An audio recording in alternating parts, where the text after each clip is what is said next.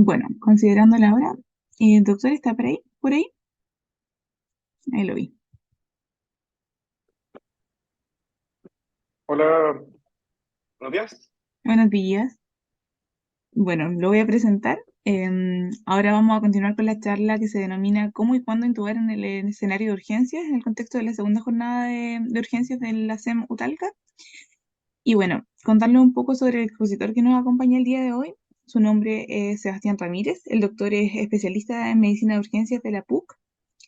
Él fue médico general de zona y también es cofundador del curso Vía Aérea en Emergencias. No sé si han visto, pero lo hemos publicitado por redes sociales. Él además tiene alto impacto en redes sociales donde difunden contenido académico. Ha trabajado en diversos servicios de urgencia de la zona centro-sur del país y actualmente se desempeña en la unidad de paciente crítico adulto del Hospital Sucre del Río. Bueno, nos comentaba también que sus áreas de mayor interés son relacionadas a la patología de paciente crítico, el trauma y el manejo de la vía aérea avanzada. Por lo mismo, el tema de la charla que nos va a dar hoy. Doctor, le dejo la palabra si quiere comentar un poco más sobre usted. Hola, bueno, como ya dijiste casi todo, así que yo estoy muy feliz de estar con ustedes compartiendo este momento y exponer de este tema que es uno de los temas que más me apasiona, yo creo, en la medicina de urgencia. ¿Ya? Así que no sé si quieres que comience.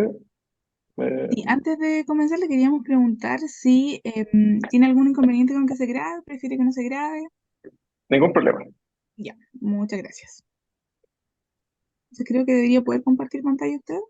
Sí, estoy compartiendo en este momento.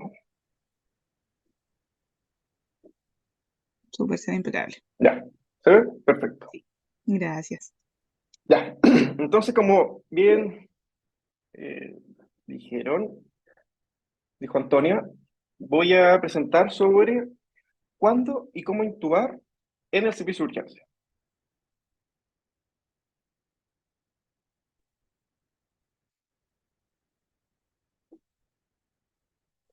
Ya. Nuestra hoja de ruta, primero, vamos a hablar de los objetivos de la presentación, vamos a hablar sobre qué es la intubación, vamos a hablar cuándo intubar y cómo intubar.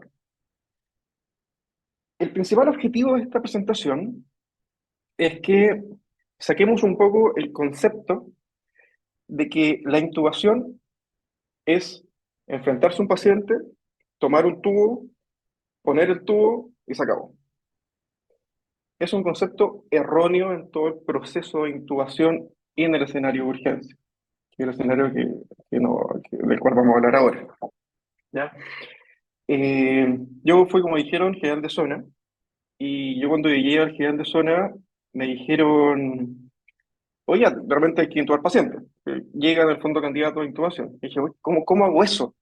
Como yo nunca he intubado a nadie en este escenario, no sé qué usar, no sé qué drogas, no sé qué tubo, no sé nada. Me dijo, mira, un tubo tanto, pásale esto otro, y ya está. Obviamente mis primeras exposiciones fueron un fracaso, ¿ya? Eh, Como bien caótico en el fondo. Y el objetivo de esto es que ampliemos un poco la visión y veamos al paciente en globo, no solo al procedimiento en sí. Entonces la idea es que a ustedes no les pase esto, ¿ya? Evitemos esto, logremos que no suceda. Entonces, ¿qué es la intubación? La intubación es un procedimiento en el cual se maneja la vía aérea con un tubo oro o nasotraqueal que se conecta a la tráquea. Y por el otro extremo se conecta a una fuente de oxígeno, ¿ya? Que puede ser un ventilador mecánico, una entre otras cosas. ¿Ya? Se escucha súper sencillo.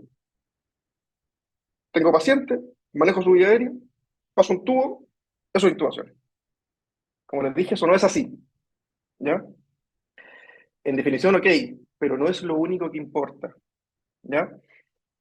Y como yo soy urgenciólogo, a mí no me gustan mucho las cosas complejas, ¿ya? Nosotros llamamos por esto que se llama KISS, Keep It Simple. Tratamos de hacer las cosas lo más simple posible para lograr tener la mayor seguridad, ¿ya? Mediante distintos protocolos en todo lo que hacemos. obviamente siempre basado en la evidencia, ¿ya? Pero manteniendo las cosas simples. Entonces, ¿cuándo intubamos? A, B, C, D, E, F. Vamos a partir por cada una de estas letras. A, airway, vía aérea, ¿ya? Si yo me, si un paciente, me enfrento a un paciente que tiene compromiso de vía aérea, ¿cómo puedo saber que el paciente tiene compromiso de vía aérea? Si es que el paciente, yo le pregunto algo y el paciente me responde y es capaz de hablar, esa vía aérea está perfecta, ¿ya? No está siendo un problema en este momento. Al contrario, si el paciente no es capaz de hablar, no maneja secreciones, tiene disfonía, tiene estridor, significa que algo está pasando.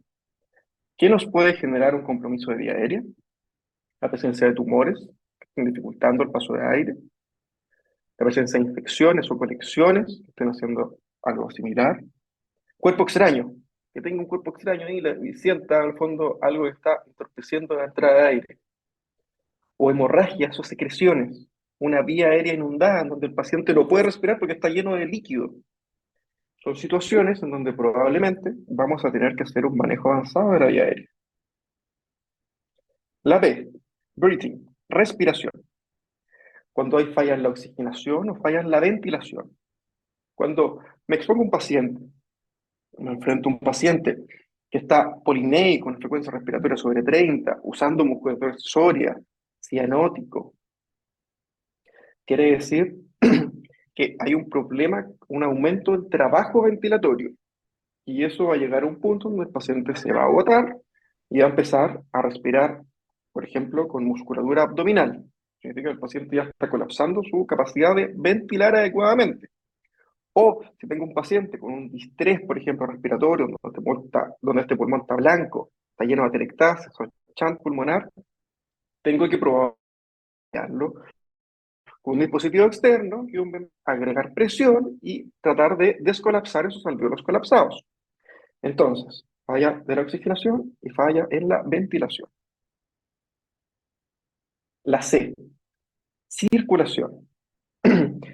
Es muy importante que cuando nosotros nos enfrentamos a un paciente que, por ejemplo, tiene un desbalance entre la entrega y el consumo de oxígeno, caso clásico, un shock séptico. En el shock séptico, nuestro gasto cardíaco, que se destina a irrigar la musculatura respiratoria, es aproximadamente un 30%. Y yo, intubando al paciente, dejando que ventile por sí mismo, ese gasto cardíaco, esa sangre, la redistribuyo a otros órganos nobles como el cerebro y el corazón. Entonces, ayudo en esos casos con la intubación.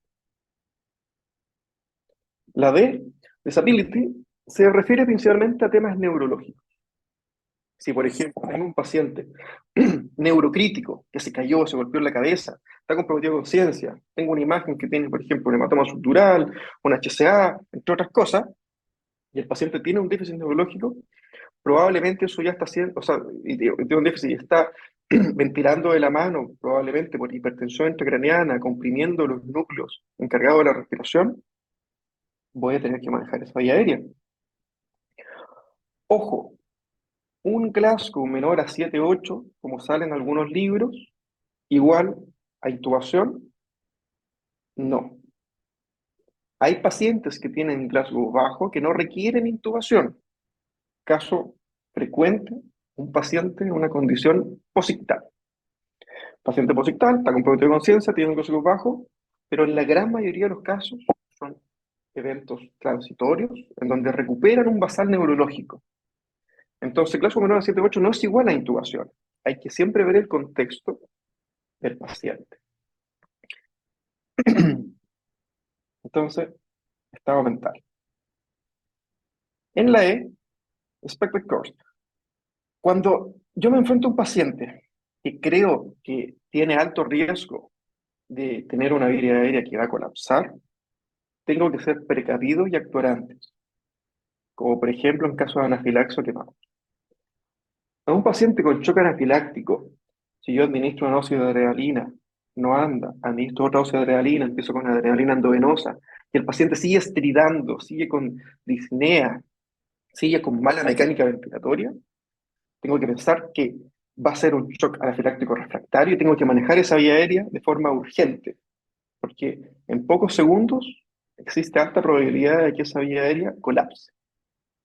Lo mismo en el caso de quemados. Si me llega un gran quemado, que tengo quemadura facial y está estridando, está disneico, tengo alto riesgo de compromiso de vía aérea y eso en segundos se hematiza y puedo perder la oportunidad que tuve de manejar una vía aérea. ¿Ya? Caso similar en el caso de traslado, volviendo un poquito al tema de neurocríticos. Si, por ejemplo, tengo un tequeado que tiene un hematoma ahí subdural y llegó un Glasgow 15, sigo conversando, pero en mi observación en 2 horas, mientras yo conseguía el traslado a una unidad de mayor complejidad con resolución de pacientes neurocríticos, el Glasgow me cae 2 o 3 puntos, tengo que pensar que se está generando ya un efecto de masa intracerebral y que probablemente en el traslado ese paciente va a perder su vía aérea, razón por la cual tengo que probablemente manejar su vía aérea para hacer un traslado mucho más seguro, tanto para el paciente como para el equipo. Y finalmente, la F, que se refiere a los factors. Pacientes agresivos con alto riesgo de hacer daño al personal o a ellos mismos, yo probablemente voy a administrar algunos medicamentos, sedantes, hipnóticos, que pueden hacer colapsar su vía aérea. ¿Ya?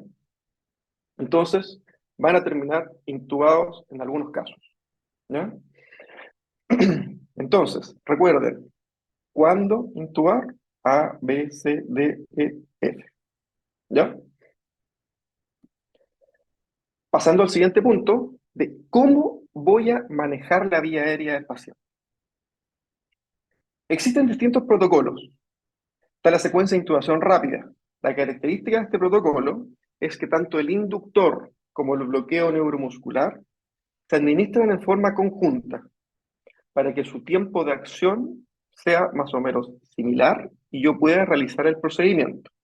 Es el protocolo que más utilizamos nosotros en el servicio de urgencia. La secuencia de intubación retardada, en donde el inductor con el bloqueo neuromuscular se administra en tiempos distintos. Generalmente este protocolo se usa en anestesia o en pabellón. Secuencia de intubación vigil. Se usa en escenarios complejos con una vía aérea difícil, ya sea fisiológicamente difícil o anatómicamente difícil. Y la gracia de esto es que se administra un agente disociativo, en donde el paciente va a mantener su capacidad de ventilar, va a mantener su capacidad de cooperar, pero va a perder algunos reflejos y va a estar disociado. Y la secuencia de intubación CRASH es una situación de intubación de emergencia, en donde no se aplican ni inductores, ni bloqueos, ni sedantes. El paciente está en paro o periparo. ¿Ya? Como les comenté inicialmente, nosotros vamos a hablar de secuencia de intubación rápida.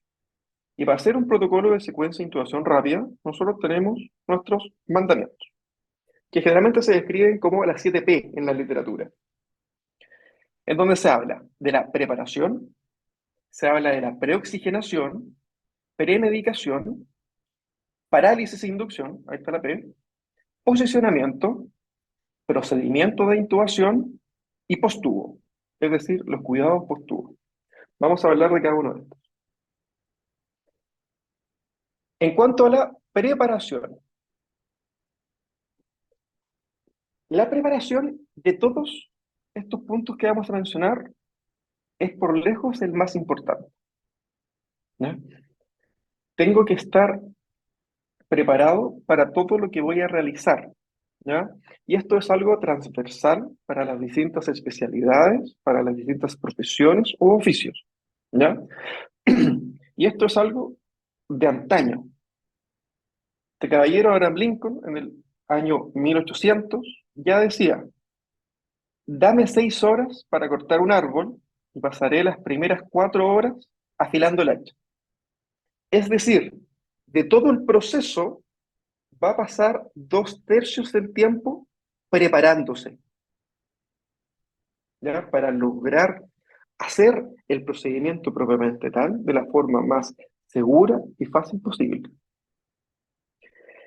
La preparación nos obliga a ser como una navaja suiza y tener todo a nuestra disposición para responder en caso de complicaciones, de cambios de planes, de cambios de estado y poder variar entre los distintos procesos o pasos que vamos a dar en el proceso mismo, ¿ya? Que vamos obviamente a hablar durante la presentación.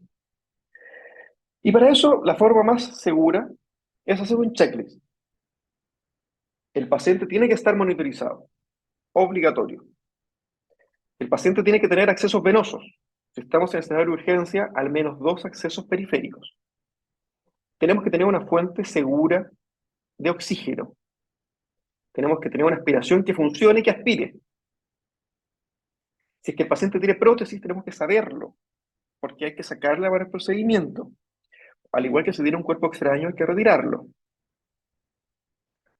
Tenemos que tener las drogas listas. Y las drogas, me refiero a las drogas que necesitamos para reanimar al paciente, drogas vasoactivas en caso de que los requiera, las drogas de inducción y parálisis que vamos a ocupar, las drogas de seoanalgesia con la cual vamos a dejar a nuestro paciente post el procedimiento, y drogas para responder en caso de alguna emergencia. Algo frecuente que sucede durante el procedimiento de intubación es la hipotensión por cambio de presiones dentro de la cavidad torácica y alteraciones con el reflujo, con el retorno venoso. Para eso nosotros usamos algo que se llama push dose. Y acá les dejo un esquema de cómo se prepara. Se prepara una ampolla normal de adrenalina de 2 miligramos. Se hacen 2 disoluciones, sí, soluciones, y se lleva a una solución en donde 10 gamma corresponden a un cc. Y en caso de hipotensión, se administran 10 o 20 gamma, 1 o 2 cc, y nos puede sacar de un apuro. Hay que tener los insumos, todos los insumos necesarios y asegurarse que funcionen y no estén vencidos. Dentro de los insumos, necesito un aspirador con una fuente de aspiración que funcione, un tubo orotraqueal con el CAF comprobado que efectivamente esté funcional. Y yo les recomiendo, aparte, tener distintos tipos de tubo orotraqueal. Por ejemplo, si deseo intubar con un tubo 7.5, uno nunca sabe con qué se va a encontrar, y tener uno de al menos un número menor, por si me considero con una vía aérea más pequeña. Tener obviamente la jeringa para poder inflar el CAF. Tener distintos dispositivos de asistencia para la intubación, que son el buoy y el conductor, que el buoy, que es el azul que se ve ahí, tiene un efecto de técnica de Seldinger, en donde uno si ve la glotis y ve las cuerdas, puede introducirlo a través de ellas y a través de eso introducir el tubo orotraqueal y el otro dispositivo, que es el conductor, se pone ya de inmediato dentro del tubo orotraqueal y me da una mayor rigidez y un poco mejor de manipulación del tubo orotraqueal. Un laringoscopio que tenga pila y que la luz funcione, fundamental. Si alguno de los dos falla, no me sirve. Pinzas, esto es la pinza McGill, que me ayuda a sacar cuerpos extraños de un poco más profundo, de un poco más de profundidad. Algún dispositivo para fijar el tubo después del procedimiento. Las drogas de infusión listas y preparadas. Y si es que tengo el acceso a un ventilador, el ventilador ya programado. ¿Ok? Todo esto tenemos que tenerlo listo antes de hacer el procedimiento. Tenemos que discutir de los planes, ¿ya? Acá es fundamental el trabajo en equipo, nosotros no estamos solos, ¿ya? Y en ese mismo contexto, todas nuestras vías aéreas van a ser difíciles en el escenario de urgencia, razón por la cual tenemos que en todas las intubaciones en escenario de urgencia estar lo más preparado posible para cualquier cosa a la que nos vayamos a enfrentar, ¿ya? Y eso tiene que estar en conocimiento de todo mi equipo, de enfermería, de kinesiólogo, de paramédico. Todos tienen que saber cuál es su rol y qué es lo que vamos a hacer. Es súper bueno acá ante el procedimiento uno decir, ya, entonces, tenemos un paciente tal sexo, tal edad, tiene tal patología, vamos a manejar su vía aérea. Vamos a preoxigenarlo tanto tiempo con tal dispositivo, vamos a administrar tal droga, vamos a dejar pasar tal tiempo, ahí vamos a administrar el inductor con el bloqueo, vamos a dejar pasar tal tiempo y ahí vamos a hacer el procedimiento. Voy a ir yo con una laringoscopía directa, tubo 7,5, por ejemplo, con bully, sin bully. Voy a ver, vamos, después de que esté posicionado bien, si es que no veo, retiro todo, preoxigenamos y lo intentamos de nuevo corrigiendo lo que yo creo que fallé, posicionándolo mejor, cambiar dispositivo o de frentón, cambiar de operador. ¿Ya? Todo eso tiene que saberlo todo el equipo, porque somos un conjunto manejando la situación. ¿Ya? Si es que, y tienen que saber cuáles son sus roles. Por ejemplo, si yo estoy intubando y veo ya las cuerdas y digo, pásenme el tubo, la persona que me lo pasa tiene que saber que ella me tiene que pasar el tubo. ¿Ya? No se lo puedo decir al aire. Tiene que haber alguien encargado de hacerlo. ¿Ya? Es muy importante definir los roles y que todos sepan lo que está pasando. Y por último, información. Esto es algo súper importante, ¿ya? Que es si es que el paciente tiene la capacidad de poder recibir información, explicarle lo que está pasando y lo que vamos a hacer. Si es que se puede conversar con la familia, mejor aún. Siempre y cuando se pueda. Hay momentos donde se puede y no se puede. Pero es muy importante humanizar esta área de la medicina. Esto fue súper importante para el tema de la pandemia del COVID, en donde muchos pacientes que nosotros intubamos fue la última vez que hablaron con su familia. ¿Ya? Entonces, uno no sabe qué va a pasar después del procedimiento. Entonces, es súper importante darse el tiempo de, si es que se puede, hacerlo. Entonces, hablamos de preparación. Vamos ahora con el siguiente punto, que es la preoxigenación. ¿Qué es la preoxigenación? Es administrar niveles de oxígeno supraterapéuticos para llenar los pulmones de oxígeno. El pulmón tiene distintos gases dentro de sus componentes, siendo el oxígeno el gas que ocupa aproximadamente entre 300 y 350 cc, y el resto está compuesto por otros gases, entre ellos el nitrógeno, que es uno de los más abundantes y que tiene un peso molecular menor que el oxígeno. Entonces, yo administrar oxígeno supraterapéutico, barro esos otros gases, principalmente el oxígeno, se conoce como desnitrogenización, y lleno y reemplazo con oxígeno, aumentando la concentración y la cantidad de oxígeno dentro del territorio pulmonar 4 a 5 veces el valor fisiológico. ¿Qué gano con esto? Mayor tiempo de apnea, mayor tiempo en donde yo puedo realizar el procedimiento de una forma segura con una oxigenación aceptable. Y para hacer esto, tengo distintos dispositivos. Está la mascarilla de no reinhalación, que probablemente todos la conocen. El AMBU, que generalmente se puede ocupar en pacientes que tengan un mayor compromiso de conciencia y que no puedan ventilar por sus propios medios, no lo apoya con este dispositivo. Ventilación mecánica no invasiva, en centros un poco más avanzados. Y la cánula basal de alto flujo, que ha pegado bastante fuerte de post pandemia en el fondo y ha salido harta evidencia al respecto. Este punto es muy importante de ocupar la máxima FiO2. No sé si conocen, imagino que conocen los flujómetros que se conectan a la red de oxígeno, que tienen un máximo de 15 litros. Vamos a mostrar este ejemplo. ¿Se escucha? Por esa cosa, no sé si alguien me Sí, podrá sí, se ayudar con escucha. eso. Se escucha perfecto. Sí. Me gustaría que escuchen cómo suena cuando llega a los 15 litros.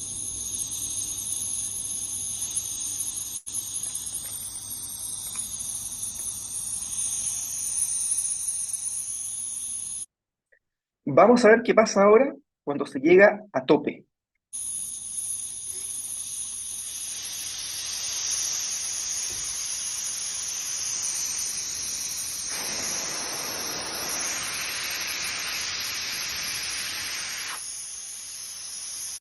Cuando se llega a tope, puedo entregar de 40 a 45 litros, ¿ya? Y eso es lo que queremos para preoxigenar al paciente. Entonces, recuerden eso. Si yo voy a manejar el flujómetro a tope, La oxigenación apneica es un concepto que ha tenido harta fuerza también, se ocupa con una naricera, y la beneficio que tiene esto es que yo con la naricera voy a llenar de oxígeno todo este espacio muerto, que es de la vía aérea superior, y cuando el paciente inhale, va a inhalar una cantidad de aire muy rica en oxígeno que ya está dentro de su vía aérea muerta, de su vía aérea anatómicamente muerta. Y no va a tener que hacer un mayor esfuerzo de respirar del dispositivo que estemos, con el cual lo estemos preoxigenando. ¿Ya? Entonces vamos a tener un beneficio en cuanto a la preoxigenación con esta oxigenación apneica. Y por último, la posición. Es muy importante la forma en que posicionamos al paciente para la preoxigenación. Preoxigenar a un paciente acostado es un error.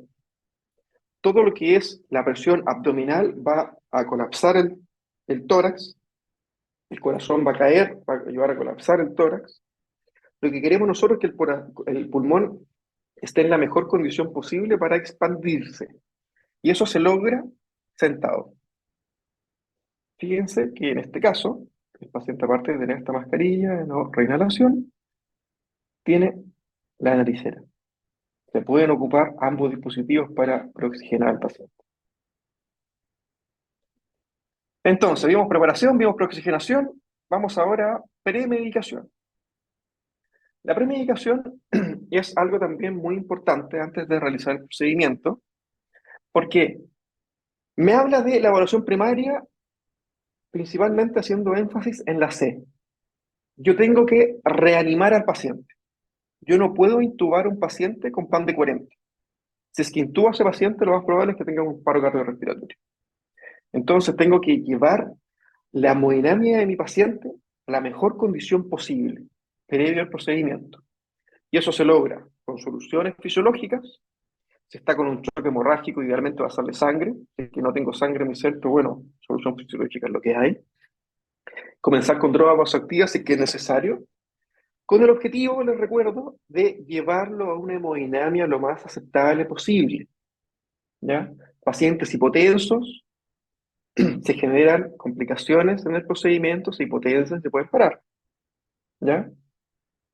Y en este mismo índole de preoxigenación, hay un medicamento que se llama fentanil, que es importante principalmente en dos condiciones, que son los pacientes neurocríticos y con patología aórtica aguda. ¿Por qué?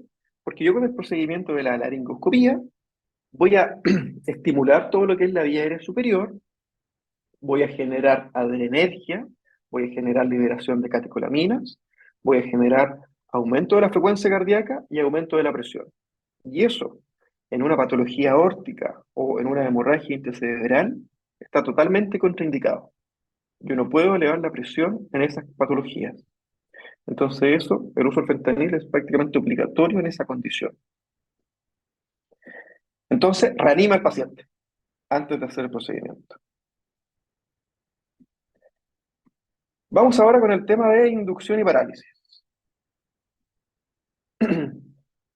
Existen distintos medicamentos para realizar la inducción, como el etomiato, propofol, la ketamina y el midazolam. Acá no voy a ahondar mucho en la dosis ni el tiempo de acción, pero sí me interesa un concepto, que es que en la mayor cantidad de SAPUS o lugares de hospitales de baja complejidad, solamente tenemos midazolam. El midazolam es el peor fármaco inductor que usted puede usar. Tiene una vida media errática, ¿ya? La dosis varía mucho de paciente a paciente y no te da la seguridad del punto de vista hemodinámico para poder ocuparlo, ¿ya? Al contrario de tomiato, propofol y ketamina, que tienen un perfil farmacológico mucho más seguro. Yo sé cuál es el tiempo en donde van a empezar a actuar, cuánto es el tiempo de duración del medicamento y cuál es la dosis apropiada para cada paciente, ¿ya? Entonces, acá es un mensaje para los médicos o futuros médicos que van a ir a trabajar en un lugar de baja complejidad, que solamente tienen midazolam. Principal labor, tratar de agregar otros medicamentos para inducir. Que ojo, no son caros, ya no es el gasto el que es el problema acá. es que siempre se ha hecho así. Y eso es algo que nosotros estamos en campaña para cambiar. En cuanto a la inducción y parálisis, son dos principalmente, la succinilcolina y el ruburonio. Uno es un bloqueador neuromuscular despolarizante y otro no despolarizante. Dentro de todas las diferencias que tienen entre uno y otro es el tiempo de acción y y la duración del bloqueo neuromuscular. La SUX es como 10 a 15 minutos y el ROCU dura aproximadamente una hora. Generalmente en pacientes que tienen una patología neurocrítica, en donde yo requiero un examen neurológico seguido, la SUXI quizás va a tener algún beneficio porque me va a permitir en el fondo examinar al paciente de una forma más rápida después del procedimiento. Entonces, preparación, preoxigenación, premedicación, inducción y parálisis. Posicionamiento. Esto también es súper importante. Les recuerdo, nosotros en urgencia tenemos que considerar a todas nuestras vías aéreas como difíciles.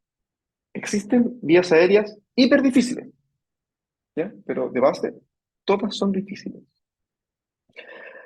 Por eso tenemos que asegurarnos de que nuestro paciente esté en las mejores condiciones, tanto hemodinámicas como anatómicas, para poder realizar el procedimiento. Y hablando ya de la posición, nosotros tenemos tres ejes: el eje oral, el eje laringio y el eje faringio. Cuando estos tres ejes se alinean, es mucho más fácil la laringoscopía. Acá, en esta imagen que rescaté de internet, tratan de mejorar esos ejes poniendo acá un cojincito en el occipucio, ¿ya? Y lo que yo les recomiendo es, bueno, acá tenemos a nuestro paciente, el eje oral, el eje laringio, el eje faringio, totalmente desalineados, simplemente mejorando la angulación de la camilla a 45 grados. Bueno, en este caso el eje oral no se va a modificar, pero el eje laringio y el eje faringio se alinean solamente con 45 grados. Ustedes ven que acá no tenemos ninguna sabanita, ningún cuchillito, ni una cosa, solo angulación.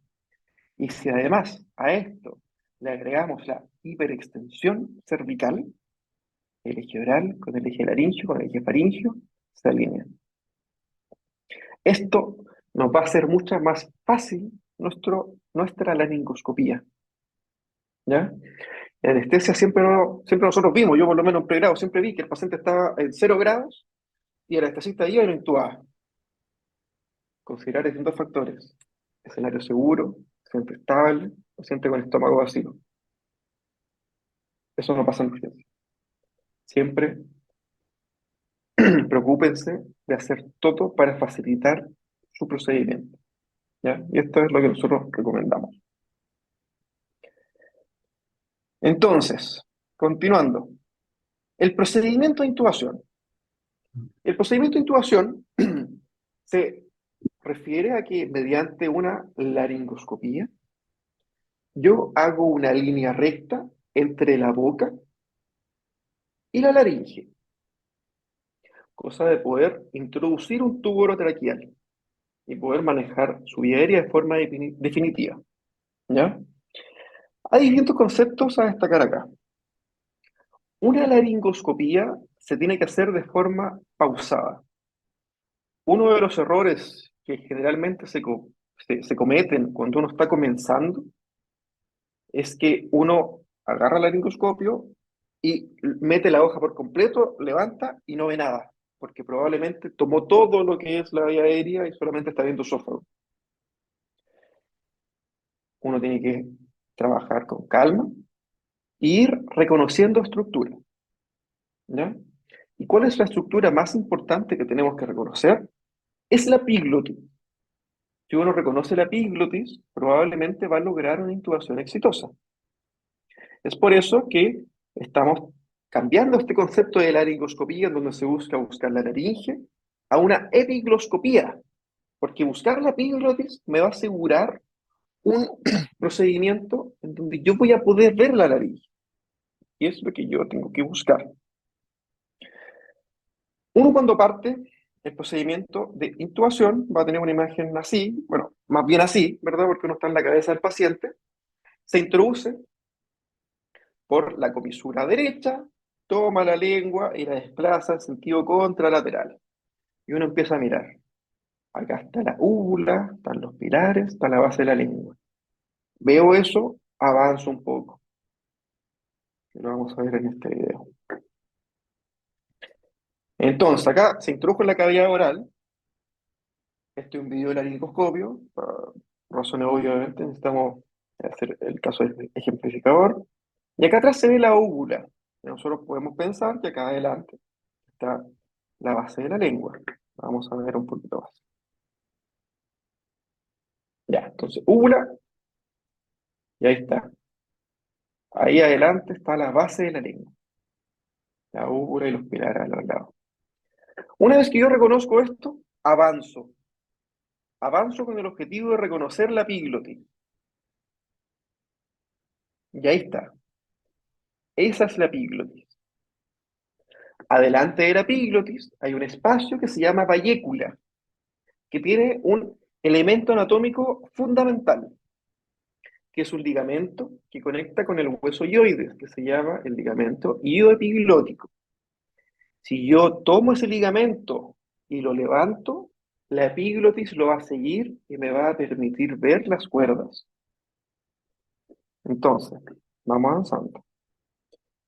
Si se ven, ahí se hizo un movimiento en donde yo vi la epiglotis, introduzco en la vallécula y levanto.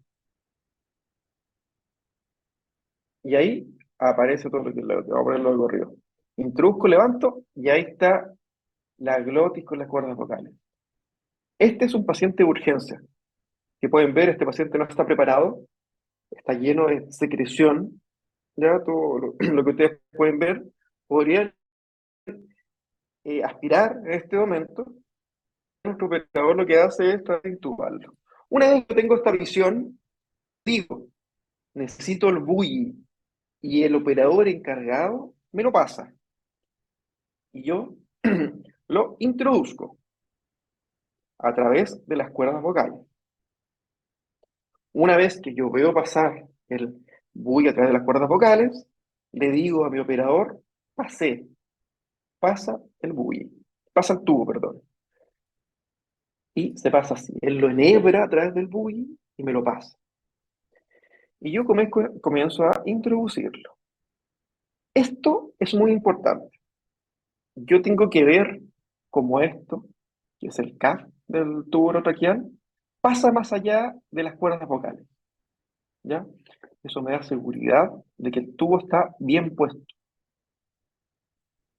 y que está posicionado, obviamente, en la vía aérea. Después del procedimiento, tengo que ir a los cuidados post-tubo. ¿Qué significa? Primero asegurarme que el tubo está bien puesto. El gol estándar para saber si el tubo está bien puesto es la capnografía.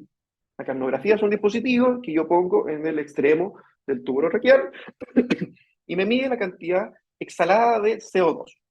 Eso no está en ningún lugar público, o en casi ningún lugar público, mucho menos en un hospital de baja complejidad, mucho menos en un SAP.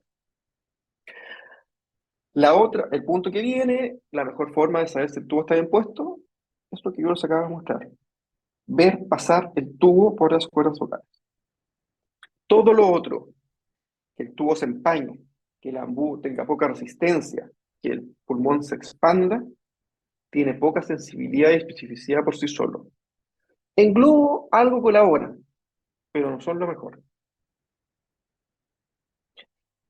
Fijar el tubo, el fijatubo artesanal que existe en la mayoría de los lugares, o más sofisticados.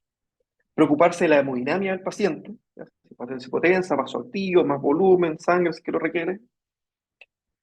Comenzar con la analgesia, hay que pensar que el paciente tiene un tubo metido en su vía aérea, entonces obviamente siente dolor, entonces tenemos que darle medicamentos para que pueda llevarlo de una mejor manera.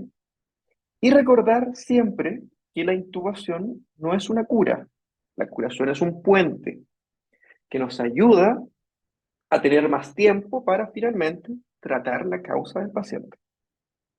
¿Ya? Estamos en servicio de urgencia. Acá siempre hay caos, obviamente, pero es nuestra labor estar preparados y estar capacitados para poder realizar distintos procedimientos. Y una vía de lograr esto de una forma exitosa es a través de la práctica, la simulación y el conocimiento. Razón por la cual, junto con 3 amigos urgenciólogos, decidimos crear este curso de vía aérea de emergencia. Es un curso que ya ha tenido 2 jornadas, lo desarrollamos en Santiago, en el Hotel Icon, entregamos material de apoyo, son clases muy didácticas, ¿ya? Y expositivas, en donde todos los alumnos practican distintos escenarios clínicos y distintas situaciones de intubación, desde normal hasta ultra difícil, ¿ya? Estos son los 4 expositores, todos urgenciólogos, todos amigos. Y este es uno de los casos más entretenidos que tenemos nosotros, que es la simulación de una vía aérea inundada, en un paciente que está con una hemorragia digestiva alta activa. A través de un caso clínico, hablamos cómo estabilizar al paciente, qué cosas administrar, cuáles son los protocolos más seguros para poder intubarlo, cómo hacerlo de la forma más segura, siempre velando en el beneficio de nuestro paciente y en la seguridad de nosotros mismos. La simulación es la clave, ¿ya? Ahí estamos practicando. Y, por supuesto, los más que invitados, nuestro próximo curso va a ser el mes de abril, 19-20 del próximo año, del Hotel Icon Santiago.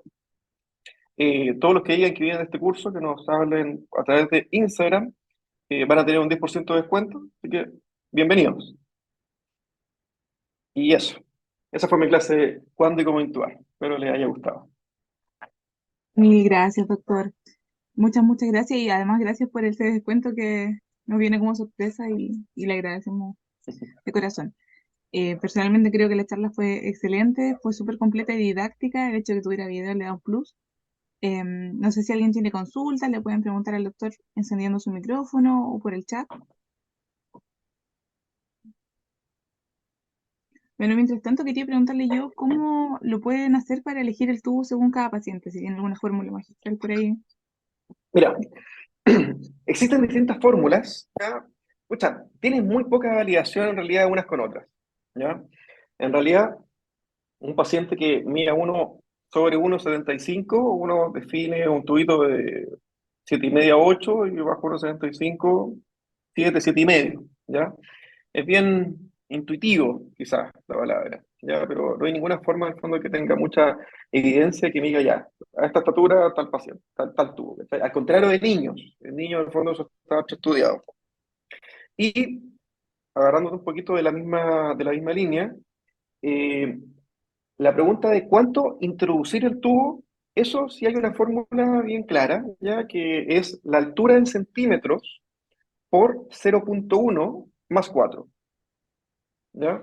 Es bien sencilla, de hecho, si ustedes lo hacen, a ver, ponemos acá una persona de 1,75 por 0,1 más 4 me da 21 centímetros, y eso me asegura que el CAP esté más allá de 3 centímetros de las cuerdas vocales, que me da un rango de seguridad muy importante.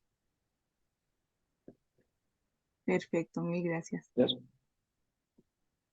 Mm, Al menos en el chat no hay ninguna consulta ahora.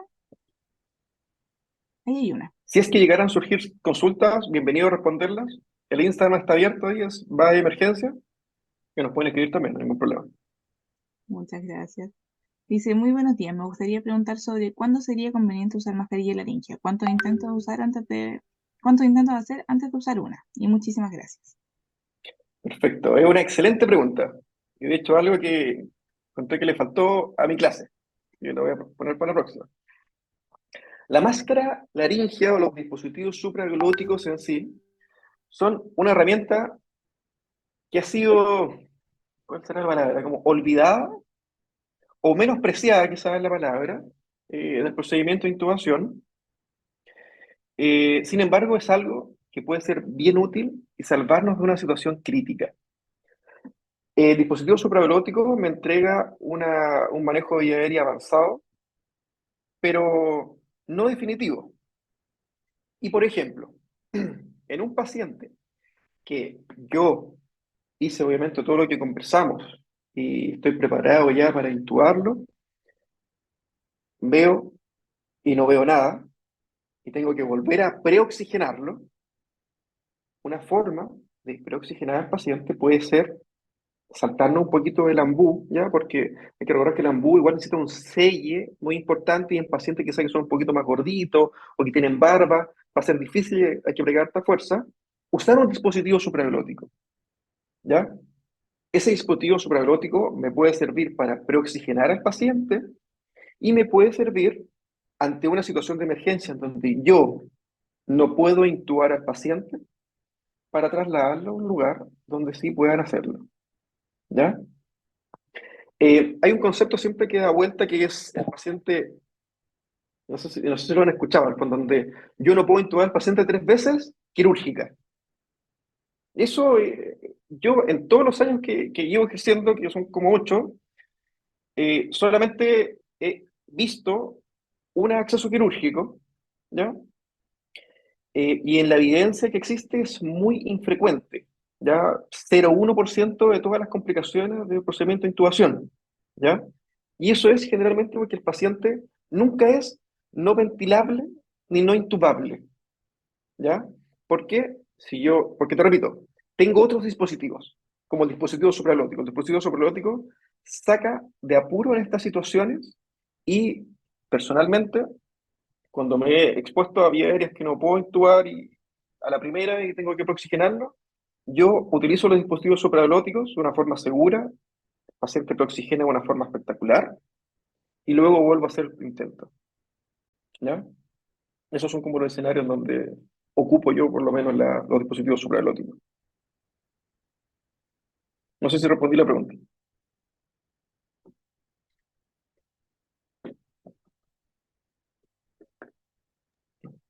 Muchas gracias, Jorge, por tu pregunta. Yo creo que quedó súper bien respondida. No sé si alguien más quiere consultar algo. Si no, bueno, este es el Instagram de Vía Aérea Emergencia. También lo pueden encontrar en nuestro perfil.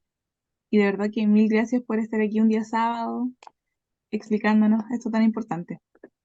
Oh, felices de haber podido participar y bueno, nuestro principal objetivo acá es cambiar un poquito la mentalidad, que no solamente intubar, hay que ver todo el contexto del paciente y estamos felices en el fondo con el curso que estamos desarrollando y bueno, más que invitados al fondo a poder perfeccionarse en esta bonita área de la medicina de urgencia.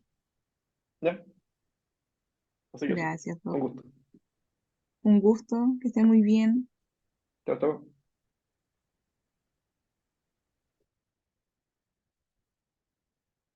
¿Sabes? Sí, bueno, ahora la siguiente charla parte a las 12:10. Falta harto, el doctor aún no se conecta, entonces yo creo que lo damos como break. Sí. Mejor. Volvemos entonces a las 12:10 para la última charla de la jornada del día de hoy. Muchas Sí, gracias a los que siguen conectados. sí, muchas gracias. La reunión va a permanecer abierta, así que no se preocupen por eso.